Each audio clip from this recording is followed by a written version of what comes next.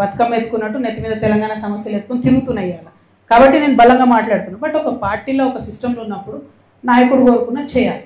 వీరేం చేస్తున్నారు, సభ సక్సెస్ చేయగానే రామన్న నెత్తి మీద సార్ పెద్ద సార్ ఫోటో పెట్టి నేనే మోసిన అని ఆయన వేసుకున్నాడు కార్టూన్. తెల్లారి ఈయనేం చేసిండు, హరీష్ అన్న వి ప్రకాష్ లాంటి వాళ్ళని కొంతమందిని పెట్టుకొని అసలు హరీష్ లేకపోతే కేసీఆరే లేడు, హరీష్ లేకపోతే తెలంగాణ ఉద్యమమే లేదు. ఏంది ఇది అవసరమా? ఇప్పుడు ఇక్కడ పద్మదేవేందర్ రెడ్డి గారు ఉన్నారండి. వీరు 2009లో ఎక్కడున్నారండి? కేసీఆర్ గారి మీద నాకు గుర్తుంది 2 చేతులతోని దుమ్మెత్తి పోసి పార్టీని ఇడిచిపెట్టి వెళ్ళిపోయింది. ఆమె టికెట్ ఇవ్వకపోతే మేడము వెళ్ళిపోయినరా. మళ్ళా జర ఉద్యమం గట్టిగా ఈ సార్ దీక్ష చేయగానే ఎట్లొచ్చింది వాపస్? ఎవరు సపోర్టు మేడంకి, ఆ దేవేందర్ రెడ్డి అన్నకి? హరీష్ రావు గారు కదా. మరి ఈ జిల్లాలో ఒకే సపోర్ట్ ఉన్నారు, తీసుకొచ్చిరు. ఇక్కడ వింటుంటే అసలు ఎంత గవర్నమెంట్ వస్తుంటే అవి నాకు కొన్ని చెప్పబుద్ధి అయితే లేదు. ఒక్కొక్క ఉద్యోగం ఇస్తామని 2-2 లక్షలు తీసుకుంటారా, 3-3 లక్షలు తీసుకుంటారా? అన్ని మెదకుల పనులు పెండింగ్ ఉంటాయా? మరి అట్లాంటి నాయకులు సపోర్ట్ చేయొచ్చా బీఆర్ఎస్? ఆనాడు ఆ మేడం టీఆర్ఎస్లోకి వెళ్ళి బయటకు పోయి కేసీఆర్ గారి మీద 2 చేతులతో దుమ్మేసిపోతే ఆమెకు సపోర్ట్ చేసింది ఎవరండి? ఆ రోజు ఇటు పక్క పద్మక్క ఓడిపోతుంది, అటుపక్క వైపీఆర్ అఫీషియల్ టీఆర్ఎస్ క్యాండిడేట్ ఓడిపోతారు, ఇంకో మంచి గెలుస్తాడు. హౌ సపోర్ట్ చేయలేదా హరీష్ అన్న? ఫస్ట్ నుంచి చేస్తున్నాడు ఆయన. నేనేమంటున్నా అంటే ఫైట్ ఉంటే స్ట్రేట్ ఫైట్ చేయాలి. ఇప్పుడు నన్ను బయట వారేసిరు, నేను సింపుల్గా ఏం చేసిన, సరే భయ్ నన్ను బయట వేసిరు, నాకు తెలిసిన కాడికి నేను ప్రజా సమస్యల మీద ఎత్తుకొని తిరుగుతా అంటాను. అట్లా స్ట్రేట్ ఫైట్ చేయాలి. లేదు, మోసపూరితమైన ఫైట్ చేస్తారు. కాబట్టి నేను ఒకటే అంటున్నా, ఒక పక్క రామన్న సోషల్ మీడియా ట్విట్టర్ ఇడిచిపెట్టి గ్రౌండ్లోకి రావాలి, వస్తే బాగుంటుంది ప్రజలకు. ఇంకో పక్క హరీష్ అన్న మోసం చేయడం బంద్ చేసి నువ్వు కృష్ణునివా నువ్వు అర్జున్వా ఏందో డిసైడ్ చేసుకొని ఆ పాత్ర ఏందో స్ట్రేట్ ఫార్వర్డ్ చేయాలి. వీళ్ళు పేరుకు కృష్ణార్జునాలు పెట్టుకుంటారు, ఒకరి మీద ఒకరి బాణం వేసుకుంటే పాపం బలేది ఎవరే, టీఆర్ఎస్ కార్యకర్తలు కదా.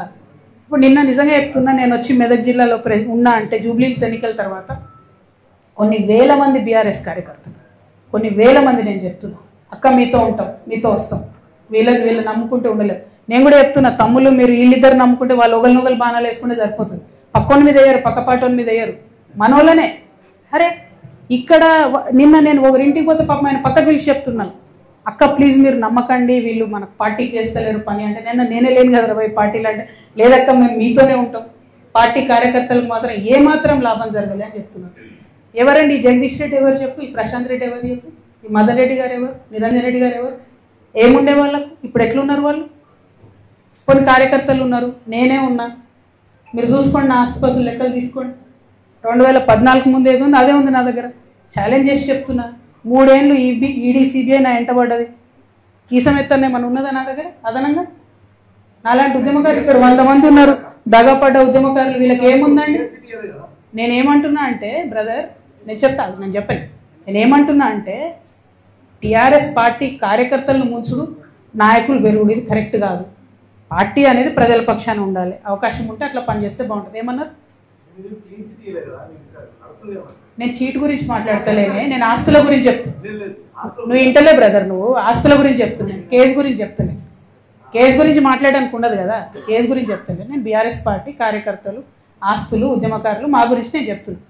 यहाँ मेदक में हमारे बहुत सारे माइनॉरिटी भाई हैं, उन सबको भी मैं सलाम करती हूँ और हमारे माइनॉरिटी भाई बहनों से यही गुजारिश करती हूँ कि जो तेलंगाना में जो इज़्ज़त, जो हिस्सा, जो अपना हक हमें मिलना था पॉलिटिकली, जॉब्स वाइज अभी तक नहीं मिला, एजुकेशन वाइज बड़े साहब केसीआर साहब ने उन कोशिश किया, तालीम के वास्ते उन्होंने टिमरिस एक सेपरेट लगा के बहुत अच्छा उन्होंने सहूलियत किया, लेकिन बहुत और भी इश्यूज है जिनको हमें एड्रेस आज भी करना है।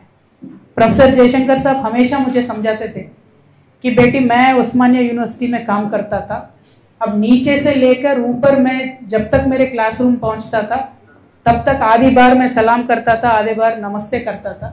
उतने सारे एम्प्लॉयज माइनॉरिटी के गवर्नमेंट में थे, हुकूमत में थे, लेकिन आज वो 5% से भी कम हो गए। तो उनके हक के वास्ते आपको लड़ना है, ये हमेशा सीख मुझे प्रोफेसर जयशंकर साहब देते थे। अब उनके बताए हुए रास्तों पे, केसीआर साहब के इंस्पिरेशन से मैं तेलंगाना के अवाम के लिए काम करने के लिए निकली हूँ, लेकिन आज मैं बीआरएस पार्टी में नहीं हूँ। तेलंगाना जागृति एक इंडिपेंडेंट ऑर्गेनाइजेशन है, इंडिपेंडेंटली तेलंगाना की बिटिया आपके सपोर्ट चाहते हुए सारे प्रदेश, सारे डिस्ट्रिक्ट्स में मैं जा रही हूँ। डिस्ट्रिक्ट में जितने भी हमारे मसाइल है उनको हुकूमत को बता के एक सोल्यूशन निकालने के लिए मैं मेरा कोशिश कर रही हूँ, और ये कोशिश तभी कामयाब होगा जब मैं आवाम के दरमियान रहूंगी। तो इसीलिए मैं आवाम के दरमियान आई हूँ, आपकी मदद चाहती हूँ। हर एक पहलू में हमें उर्दू को सपोर्ट करना है, माइनॉरिटी क्रिश्चियन को सपोर्ट करना है, माइनॉरिटी मुस्लिम को सपोर्ट करना है, माइनॉरिटी सिख को सपोर्ट करना है।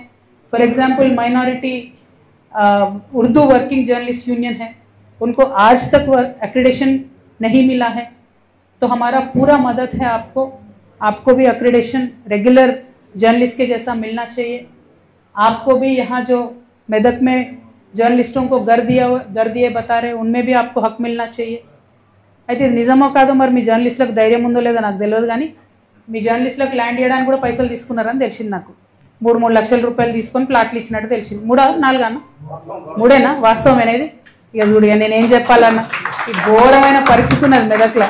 మాకు దూరం నుంచి చూసి మెదక్ అంటే చాలా గ్రేట్ ఉంటుంది, అసలు మేరు పర్వతం అనుకున్నాను నేను. మేలిమయ్యుడు పొట్ట విప్పి చూస్తే పురుగులు ఉన్న కథ ఉంది ఈడ చూస్తే. బట్ ఏమైందన్న,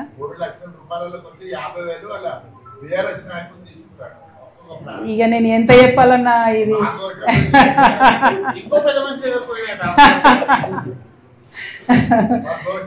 ఏమైందో నాకు తెలియదు, కానీ పట్టాలు కూడా ఆపి రయ్యకపోతే ఇక మీరు జర్నలిస్ట్లే అడగకపోతే నేనేం అడగాను మీ తరఫున, మీకు అంతేనా? ఓకే, అయితే మిమ్మల్ని నేను కోరేది ఒకటే, ఈ విషయాలు ఈ వాస్తవాలు గమనించుకొని ఇప్పటికన్నా ప్రతిపక్షంలో ఉన్న బీఆర్ఎస్ పార్టీ బాగుపడితే మంచిది, లేకపోతే మాలాంటి సంస్థలు ప్రజల పక్షాన మాట్లాడుతూనే ఉంటాయి, మేము ఇట్లనే ప్రశ్నిస్తుంటాం, ప్రతి జిల్లాకు తిరుగుతుంటాం. Thank you. జై తెలంగాణ, జై జాగృతి.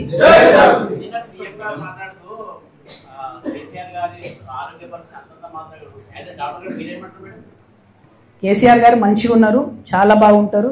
సీఎం గారికి ఏదో ఆశ, పాపం కేసీఆర్ ఆరోగ్యం బాగాలేదు, తన బయటకు రాకపోతే ఈయనకేదో మళ్ళీ రాజకీయంగా లాభం అయితే అంత సీన్ లేదు. కేసీఆర్ సార్ హట్టా కట్టా ఉన్నారు, మంచిగా ఉన్నారు. సార్ బయటకు వచ్చినప్పుడు సీన్ వేరే రకంగా ఉంటుంది, అది వేరే, అది పక్కకు పెడదాం. ముఖ్యమంత్రి గారు ఆశలేమి చెల్లుబాటు కావు, అది పక్కన పెట్టేద్దాం. కానీ ఎవరైతే ఈ హరీష్ అన్న కేటీఆర్ అని ఉన్నారో వాళ్ళు సార్ కళ్ళకు గంతలు కట్టి అరాచకాలు చేస్తున్న నాయకులందరినీ కూడా సేఫ్ గార్డ్ చేస్తున్నారు. అది కరెక్ట్ కాదు. మనము కార్యకర్తలను కాపాడుకోవాలి, నాయకులను కాదు. ఆ విషయం వారు గమనించుకుంటే బాగుంటుంది.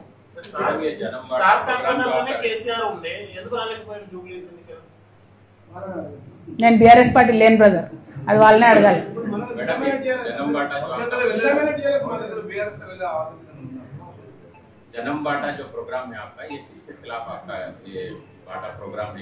मेरे सिर्फ मसाइलों के खिलाफ है, पॉलिटिकली किसी के खिलाफ भी प्रोग्राम नहीं है. मैं क्या कर रही हूँ साहब, हर एक जगह पे जा रही हूँ, जहाँ जहाँ भी प्रॉब्लम है वो प्रॉब्लम को आपके जरिए हाईलाइट करने का कोशिश कर रहे हैं. इसमें मीडिया का सपोर्ट बहुत है. अब मीडिया के जरिए हम प्रॉब्लम हाईलाइट करेंगे. अब सरकार हुकूमत जितना झुक के काम करेंगे सरकार के लिए अच्छा है, लोगों के लिए अच्छा है. हमारे जैसे ऑर्गेनाइजेशन हमेशा हमेशा अवाम के दरमियान रहने का ही कोशिश करना चाहते हैं. उसी में ये जन्म बाटा प्रोग्राम ही है. Thank you. చెప్పిన కదా, కేసీఆర్ గారు తండ్రిగా పిలిస్తే ఖచ్చితంగా పోతా, రాజకీయంగా పిలిస్తే ఎట్టి పరిస్థితులలో పోను. ఏ పార్టీలకు నేను ఎందుకు పోతాను? న్యాచురల్లీ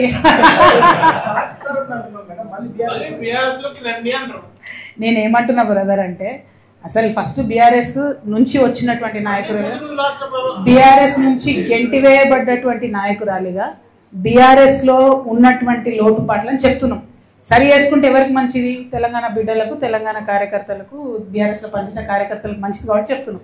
సరి చేసుకోలేదు అనుకోండి, జూబ్లీహిల్స్ లాంటి రిజల్ట్ రిపీట్ అవుతా ఉంటుంది. దానివల్ల నష్టం ఎవరికి? తెలంగాణ ప్రజలకి. ఓకే, కాబట్టి బీఆర్ఎస్ అనుకున్న స్థాయిలో ప్రజల మధ్యలోకి వచ్చి పర్ఫామ్ చేయలేకపోతే మాలాంటి సంస్థలు ప్రజలకు అండగా నిలబడతాం. మేమే ప్రధాన ప్రతిపక్షంగా ఎదిగే అవకాశం కూడా ఉన్నది. Thank you. जय तेलंगाना, जय तेलंगाना. आप बैठिए सब, मैं आप ही के पास आ रही हूँ. दयచేసి जर्नलिस्ट